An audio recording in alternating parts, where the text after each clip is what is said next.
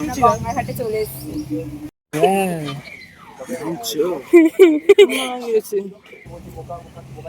তো আমরা এসেছিলাম পুতুল বাড়িতে, তো পেছনে আমার রয়েছে পুতুল বাড়ি, তোমরা হয়তো দেখি। তো এখন আমরা হেঁটে হেঁটে যেতে হবে হাওড়া ব্রিজ। এমনি hello everyone, good morning, welcome to my YouTube channel Piyasa's world. তো এখন যাচ্ছি, মানে আজকে খুব সকাল সকালে রেডি হয়ে গেছি, কারণ যাব একটা জায়গায়। সেটা হচ্ছে যাব ঘাটের ওদিকে। কোন ঘাটে যাব সেটা জানি না, বাট গঙ্গার ওদিকে যাব আজকে একটু ফটোশ্যুট করার জন্য। অনেকদিন কোথাও বেরোনো হয় না আর ফটো তোলা হয় না, তো আজকে যাব একটু ফটো তুলতে, প্লাস একটু ঘোরাঘুরি করতে, প্লাস খেতে, যেহেতু আমি খেতে খুব ভালোবাসি। তো আর বেশি কথা বাড়াবো না, এক্ষুনি বেরাবো। পুরো রেডি হয়ে গেছি একদম, আর ওখানে গিয়ে তোমাদের সাথে দেখা হচ্ছে। খাবারের ব্লগ, ঘোরাঘুরি ব্লগ সবই তোমাদের সাথে শেয়ার করবো। তো টাটা, তোমাদের সাথে একেবারে ওখানে দেখা হচ্ছে। সো এখানে আমরা বাসে করে এসেছিলাম, 30C বাই 1 না 30C আমার ঠিক মনে নেই। তো সেই বাসে করে এসে তারপরে ওখানে অটো, তারপরে আবার অটো করে এসে এখানে আমরা পৌঁছালাম। অটোতে জানো আমাদের পুরো ঠকিয়ে দিয়েছে, 200 টাকা নিয়ে নিয়েছিল। তো এখন এখানে এসেছি লালু ভুলুর দোকানে, যেটা খুবই ফেমাস একটা স্পট। আর এখানে এখন আমরা একটু খাবো, জানি না কি পাওয়া, মানে ওই কি খাবো, মানে ওরা অর্ডার দিচ্ছে ওই ব্রেড বা ডিম যে বয়েল হয় ওগুলো ওরকম করে দেয়, মানে যেটা ফেমাস হয়েছে ওনার দোকানে, এগ বয়েল আর তার সাথে পাউরুটি দেয় ওরকম। তো ওটাই এখন আমরা ব্রেকফাস্টে খাবো। আমি এমনি বাড়ি থেকে চা বিস্কুট খেয়ে এসেছি, আর সকালবেলা যেরকম খাই ওরকম খেয়ে এসেছি। আর এখানে এখন এসে আমরা খাবো, আর ওখানে আমার সব ফ্রেন্ডস গ্রুপরা দাঁড়িয়ে রয়েছে। আর আমি এখানে একটু এসেছি কারণ এখানটা একটু শুনশান আছে, অতটা মানে আওয়াজ হচ্ছে না। আর ওখানে ওরা এত ছ্যাবলামি মারছে, আমি তাই এখানে এসে আলাদা ব্লগ শ্যুট করছি।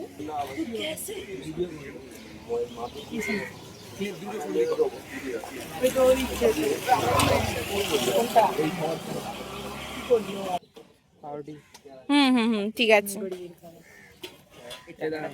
এটা উপরে তোল, এটা একটু উপরে তোল।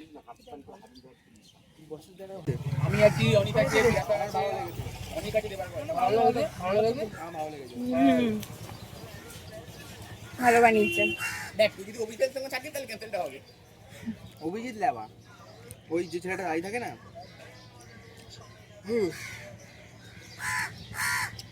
সো আমরা এখন লঞ্চে করে অন্য একটা পাড়ে এসেছি।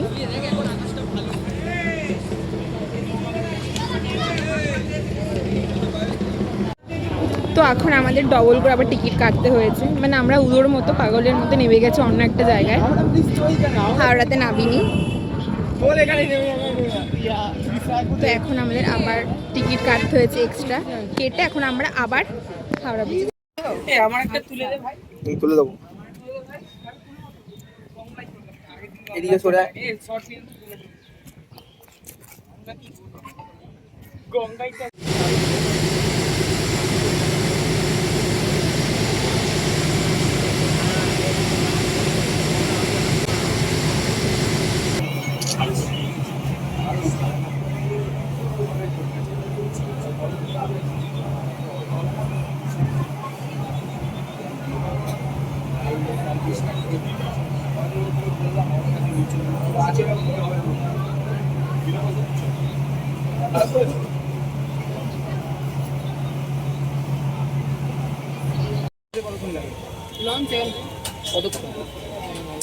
আমি রাস্তি আর ট্রেন ধরে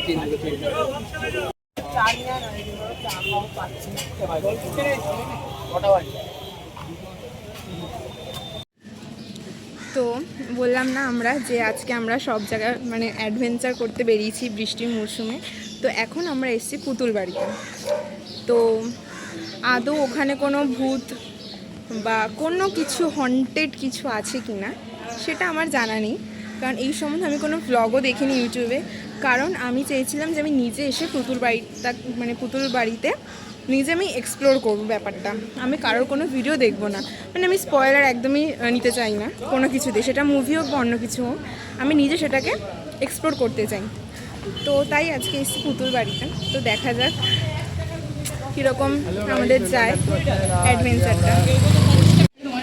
তো আমরা এসেছিলাম পুতুল বাড়িতে, এবার এসেছি মানে এই যে পেছনে আমার পুতুল বাড়ি, বাট এখনও ঢুকতে পারিনি, বুঝতে পারছি না ঢুকতে দেবে কি না, কারণ এখানে এখন কাজ চলছে ভেতরে। তো এবার কয়েকজনকে জিজ্ঞেস করে তারপর আমাদের এখানে ঢুকতে দেবে। এবার তো এই যে পেছনেই আমার রয়েছে পুতুল বাড়ি, তোমরা হয়তো দেখেই বুঝতে পারছো, কিন্তু আমার খুব যাওয়ার ইচ্ছে, এবার ঢুকতে দেবে কিনা বুঝতে পারছি না। আমরা তো অপেক্ষা করছি এখন, যদি ঢুকতে দেয় তাহলে জিজ্ঞেস করব। তার আগে এখানে আমরা এই যে ফটোশ্যুট করে নিচ্ছি। আমি আমার অনেক ফটো ভিডিও তুলে নিয়েছি, তো যদি ঢুকতে দেয় তারা তো খুব ভালো, তারা মানে অনেক ক্লিপস তোমাদের কাছে পৌঁছবে, তো দেখা যাক।